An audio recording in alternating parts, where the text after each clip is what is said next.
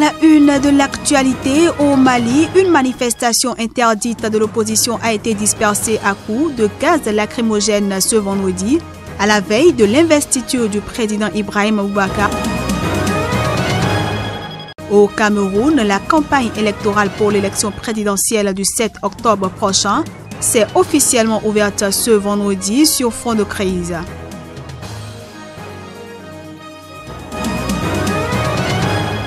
Et puis au Kenya, la justice a levé pour 7 jours ce vendredi la censure du film kenyan Rafiki qui traite de l'amour entre deux femmes.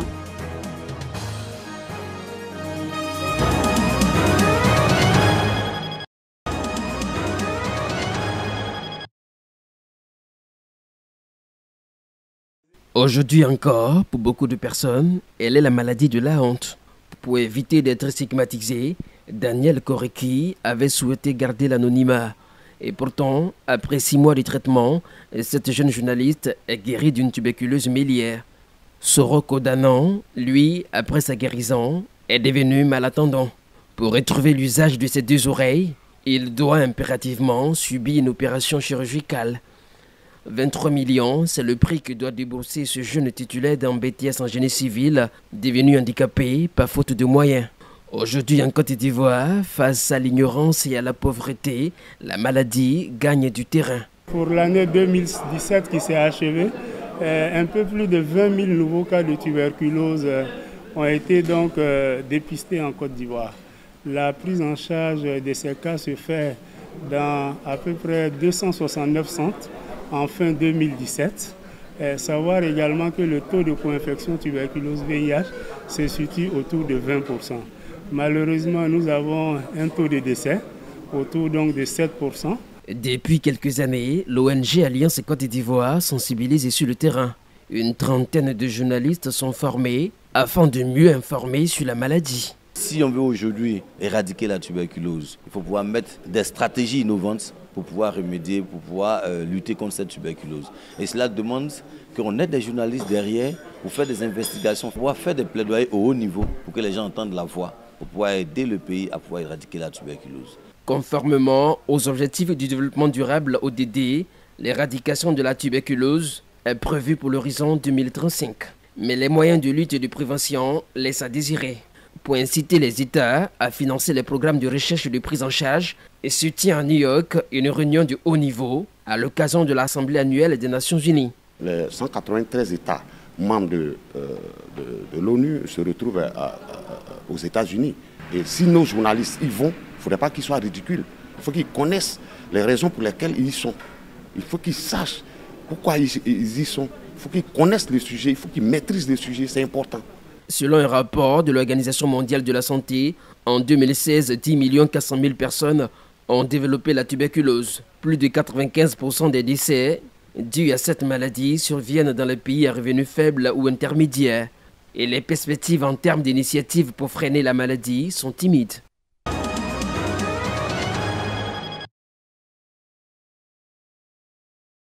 C'était un discours attendu. Après les élections locales, régionales et législatives largement remportées par son parti, l'Union pour la République, UPR, le président mauritanien Mohamed Ould Abdelaziz s'est exprimé longuement à la télévision. Il n'entend pas modifier la Constitution pour un 3e mandat, mais a mis en garde ses opposants. Personnellement, je ne toucherai pas à la Constitution. Ça, je l'ai dit, je l'ai répété à plusieurs reprises.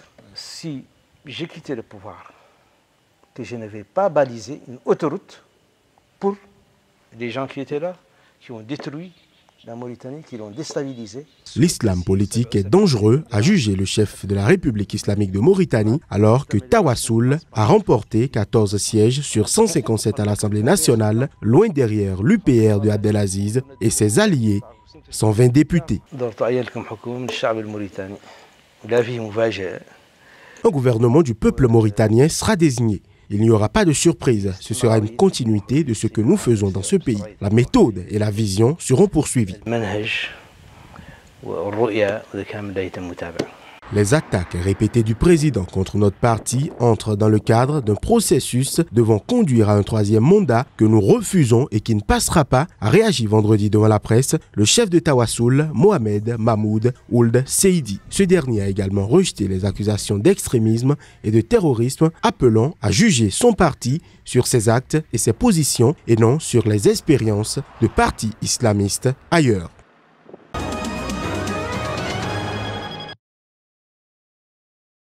En tête des préoccupations, il y a la crise sécuritaire dans les deux régions anglophones.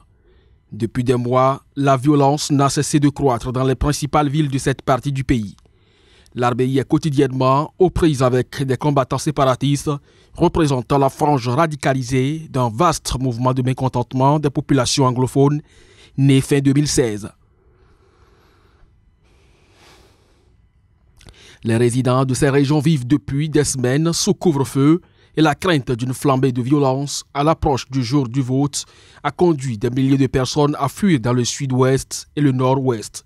Difficile dans ces conditions de savoir si les candidats à l'élection présidentielle pourront se mouvoir librement dans ces régions. Dans l'extrême nord, le conflit Boko Haram a certes baissé en intensité, mais la secte djihadiste continue d'y faire des victimes. Des enlèvements et des tueries de paysans restent régulièrement répertoriés le long des localités frontalières avec le Nigeria.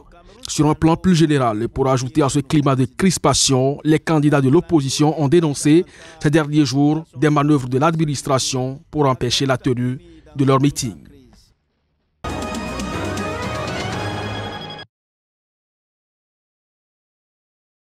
Les partisans du chef de file de l'opposition Soumaïla Cissé, qui ne reconnaît pas sa défaite lors du scrutin du mois d'août, avaient prévu de converger vers le centre-ville, d'y passer la nuit, puis de manifester en marge des cérémonies organisées samedi. Les échauffourées ont éclaté entre ces manifestants, dont certains brandissaient des affiches « Ibeka dégage » et les forces de l'ordre à l'un des points de rassemblement dans la commune 4 de Bamako, a constaté un correspondant de l'agence France-Presse. Les policiers ont fait usage de gaz lacrymogène, tandis que les manifestants mettait le feu à des pneus, selon ce correspondant. Au moins une personne a été interpellée pour besoin d'enquête, selon une source policière. 12 personnes l'ont été, a affirmé dans la nuit de vendredi à samedi, une source proche de l'ancien candidat à la présidentielle. Ce sont des membres de la direction de campagne de Soumaïla Cissé, dont Michel Moncourt, présidente de la commission d'organisation de ces manifestations et dirigeante de premier plan de l'URD, le principal parti de l'opposition.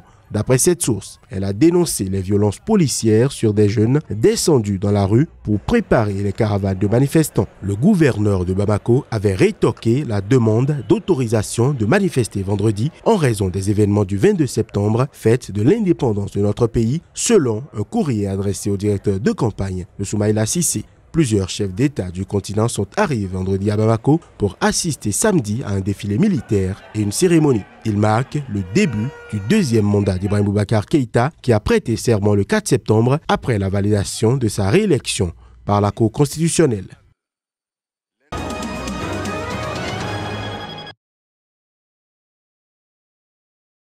C'est la réjouissance au collège d'enseignement général de Aguidafé dans la commune d'Atiébé. Un module de 2 salles de classe entièrement équipées et un module de 2 latrines y sont réalisés par la Fondation Adjavon Sébastien Germain pour le bonheur des apprenants. Notre souhait, c'est que, à travers vos résultats scolaires, qu'on sente qu'il y a une amélioration dans vos conditions de travail. Et ce serait la meilleure manière pour vous de remercier M. Sébastien Adjavon, qui est le président de cette fondation. Créé il y a bientôt 5 ans et livré à lui-même, le collège d'enseignement général d'Aguidahoué dans la commune d'Atiébé a traversé des épreuves. Le maître des lieux s'en souvient. Puisque nous souffrons dans cet établissement. Depuis que je suis venu ici, il n'y avait que des salles en matériaux précaires. Et tout à l'heure, vous-même, vous avez vu, nos apprenants sont sous l'arbre. Les salles aussi, quand il pleut, c'est la débandade. On ne sait plus où aller. Donc ce geste de la fondation vraiment nous va droit au cœur. La directrice ne peut pas savoir quelle joie nous anime aujourd'hui. Pour le maire, dont la localité est dans la ligne de mire de la fondation, c'est une grâce.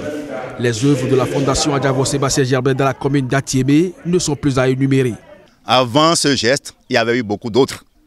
Je ne voudrais pas les citer ici. Je pense par exemple à l'extension des réseaux d'adduction d'eau villageoise vers certaines localités de la commune et aussi des forages qui ont été réalisés en faveur de nos communautés, de nos paisibles communautés. Aujourd'hui, nous agissons sur l'éducation des enfants. Et comme vous le savez, celui qui agit sur un homme agit sur le développement. Ces enfants, ces âmes innocentes que vous regardez, que vous voyez devant vous, sont les acteurs du développement de ce pays, du développement de l'avenir de ce pays. Et c'est aujourd'hui qu'il faille agir sur eux. C'est aujourd'hui qu'il faille apporter l'encadrement nécessaire afin qu'ils puissent apporter un développement qualitatif. Et c'est ça que la Fondation Adjavon Sébastien Germain a compris depuis plusieurs décennies déjà, qui accompagne l'école béninoise dans son œuvre vers la perfection pour la formation des différents cadres de ce pays.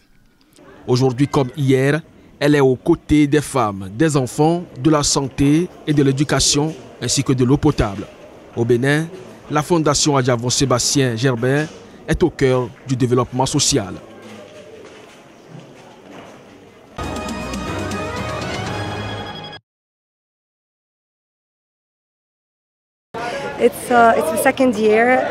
C'est la deuxième année avec des défis différents. Nous avons appris des défis de l'an dernier. Je suis vraiment contente que nous ayons réussi et je n'ai toujours pas réalisé que c'est déjà la deuxième édition.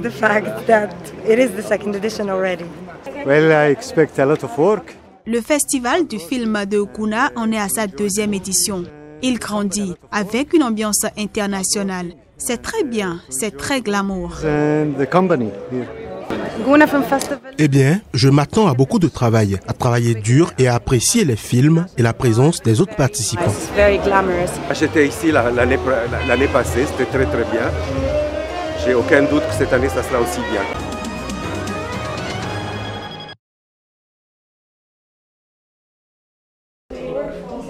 Cette levée de censure permettra à la réalisatrice du long métrage de briguer une nomination pour les Oscars.